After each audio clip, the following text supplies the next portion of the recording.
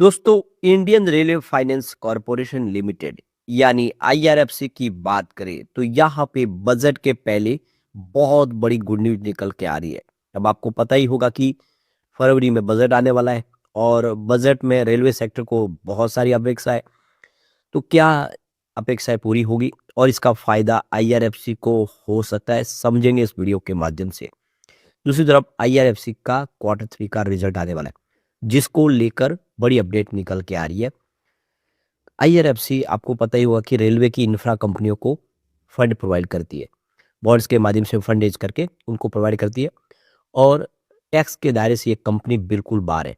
इसका zero NPA, बहुत ही शानदार कंपनी है जो अब ग्रीन एनर्जी और पावर सेक्टर को भी फाइनेंस प्रोवाइड करती है।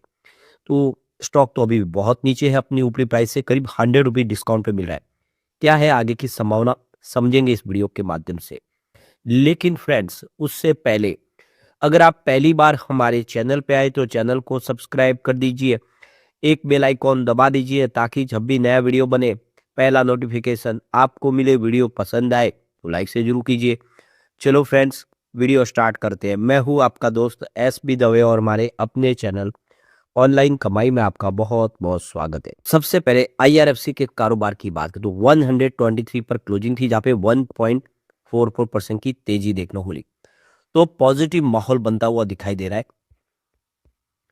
तो शुरुआत तो बिल्कुल फ्लैट हुई थी, जो क्लोजिंग थी पिछले दिन की। उसके बाद इंट्राडे में 119 का लो भी बना, यानी गिरावट का सिलसिला देखने को मिला, कुछ दबाव देख बना, लेकिन हाई 123 का है। तो स्टॉक ने अच्छी खासी रिकवरी दिखाई, खरीदारी फिर शुरू हो गई है। तो आपको ये पता ही होगा कि जो 25 रुपए के आईपीओ वाला जो शेयर था, वो काफी समय तक नीचे रहा, 19 तक आ गया था। भारी नुकसान हो रहा था, लोगों को समझ नहीं आया था कि ये स्टॉक इतना खराब क्यों कर रहा है, एक पीएसयू स्टॉक की ये स्थिति क्यों। और लगातार तब भी हमारे वीडियो बनी रहे थे जब इसकी प्राइस 19-20 रुपए के आसपास थी, और हर बार यही था कि कंपनी अच्छी है और इसके अंदर वो पोटेंशियल है कि आने वाले समय ये बेहतर करेगा। लोगों को भरोसा बन नहीं पा रहा था, लेकिन जब आप देख सकते हो कि बात बिल्कुल सच साबित हुई, ये 19 रुपए का स्टॉक 229 तक चला गया, क्योंकि इसके अंदर वो दम था। लेकिन फिर पिछले 1 साल से आप देखिए गिरावट का सिलसिला जो शुरू हुआ, अच्छे-अच्छे रेलवे के शेयर नीचे आ गए, जिस वजह से ये भी स्टॉक इस समय लगभग 100 रुपए नीचे है। और यहाँ से पॉजिटिव माहौल बनता हुआ फिर दिखाई दे रहा है। तो यहाँ पे देखिए बजट 2026 आ रहा है और रेलवे की इंफ्रा कंपनियों को, ईपीसी कंपनियों को बहुत सारा बेनिफिट मिल सकता है। यानी एक बड़ा गिफ्ट सरकार दे सकती है, जिसमें आरवीएनएल, आईआरएफसी, आरआईटीएस, इरकॉन जैसी कंपनियों को बेनिफिट मिलने की पूरी उम्मीद है। तो इस बार फाइनेंशियल 2026 के बजट में भारतीय रेलवे के लिए कुल जो पूंजीगत खर्च है उसमें हल्की बढ़ोतरी होने की उम्मीद है।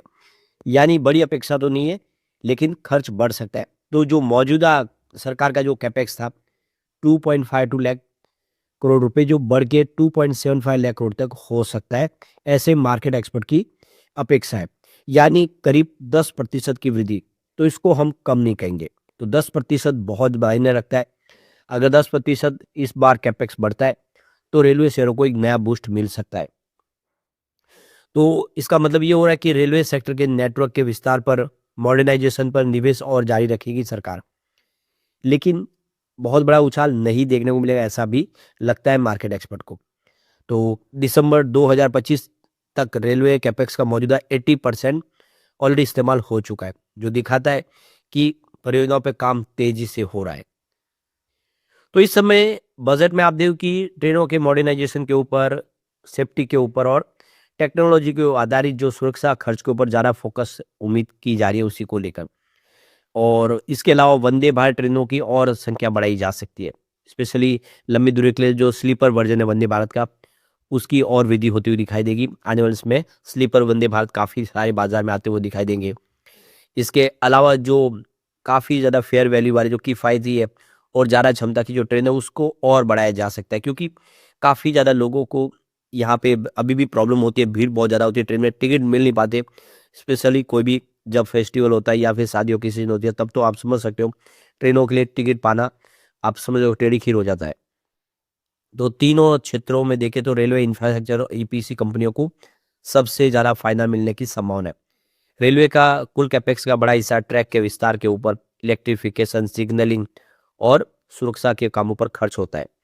रोलिंग स्टॉक यानी कोच और वैगन पर खर्च तुलना में थोड़ा कम रहता है, इसलिए उनमें थोड़ी वृद्धि धीरे धीरे होती है। तो यहाँ पे आप देखिए कि 2026-26 में रेलवे कैपेक्स में बढ़ोतरी से इंफ्रास्ट्रक्चर परियोजनाएं, सुरक्षा system, track doubling, electrification, station reconstruction और वंदे भारत ट्रेनों जैसी खरीद के लिए नए टेंडर जारी हो सकते हैं। और इससे रेलवे की जो कंपनियां हैं उनको धीरे धीरे नए ऑर्डर मिलने शुरू हो सकते हैं, उसकी संभावना बढ़ रही है।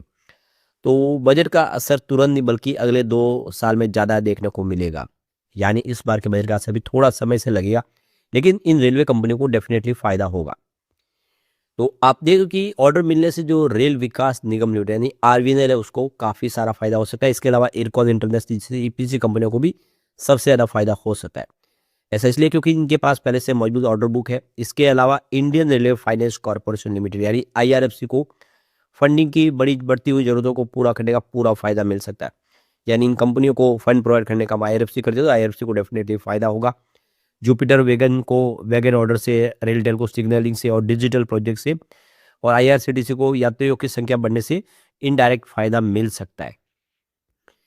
तो निवेश में जोखिम लेने की क्षमता और निवेश पर अवधि कितनी है उसके ऊपर भी निर्भर करता है। सरकारी रेलवे कंपनियों में जैसे कि IRFC, RVNL, IRCTC, IRCON, RailTel जैसे सीधी सरकारी खर्च और नीतियों से जुड़ी हुई कंपनियां होती है, इसलिए इनमें कम जोखिम है, ज़्यादा स्थिर कमाई देखने को मिलती है, जो सुरक्षित रिटर्न चाहने वालों के लिए, निवेशकों के लिए बेहतर ऑप्शन हो सकती है।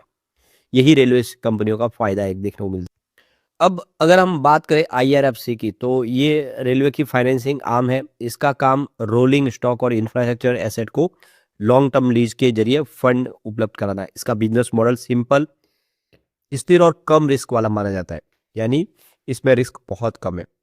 तो Q2 2026 में नेट इंटरेस्ट मार्जिन बढ़कर 1.55% हो गया था।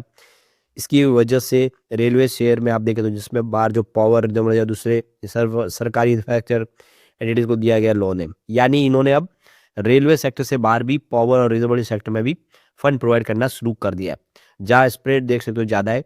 इसके बावजूद भी रिस्क थोड़ा सीमित है, क्योंकि 98% से ज़्यादा जो एसेट है अभी भी रेलवे और सरकारी संस्थानों से जुड़े हुए हैं। तो इससे आप समझ सकते हो इसकी एक सुरक्षा यहाँ पे दिखाई देती है। ऑपरेटिंग कॉस्ट बेहद कम होने से बैलेंस शीट बढ़ने पर भी मार्जिन सुरक्षित रहते हैं इसके। तो वाकई में इसका बिजनेस मॉडल अच्छा है, जो आने वाले समय इसके लिए एक फायदे का सौदा साबित होता है। तो यहाँ पे रेलवे के शेयरों को लेकर इन्वेस्ट पीएमएस के बिजनेस हेड हर्षल दासानी ने कहा है कि रेलवे शेयरों को पूरे सेक्टर के दाव की तरह नहीं बल्कि एक चुनिंदा मौके के ऊपर देखना चाहिए।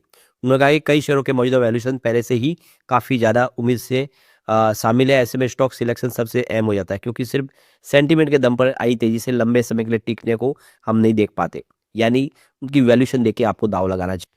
अभी आप ये देखो कि कंपनी Q3 का रिजल्ट लेके आ रही है, और इसी को लेकर कंपनी ने यहाँ पे जो एक्सचेंज को जानकारी दी है कि उन्होंने इन्वेस्टर इंस्टीट्यूशनल कॉन्फ्रेंस कॉल रखी है, जो देखो कि मंगलवार 20 जनवरी 2026 को 11 बजे शुरू होगी। और इसके अंदर Q3 का जो रिजल्ट है और 9 महीने का रिजल्ट दोनों ही डिस्कस किए जाएंगे। तो जो मैनेजमेंट है वो यहाँ पे अपने सारे के सारे अनुभव को शेयर करेंगे, जो भी सवाल उसके जवाब देंगे, रिजल्ट के अंदर क्या क्या अचीव हुआ है वो सारी की सारी जानकारी इस कॉन्फ्रेंस कॉल के माध्यम से निवेशकों के सामने रखी जाएगी।